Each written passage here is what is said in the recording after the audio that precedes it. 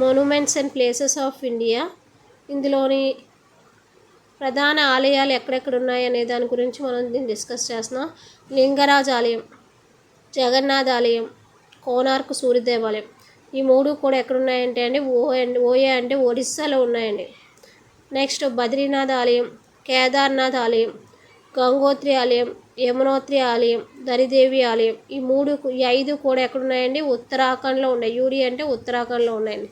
రామేశ్వరం ఆలయం, మీనాక్షి ఆలయం, కాంచీపురం ఆలయం, బృహద్వేశ్వర ఆలయం, నటరాజ్ ఆలయం.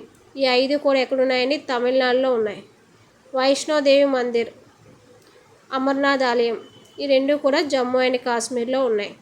ద్వారకాధీశ ఆలయం, సోమనాథ్ ఆలయం. ఈ 2 కూడా ఎక్కడున్నాయి? గుజరాత్లో ఉన్నాయి.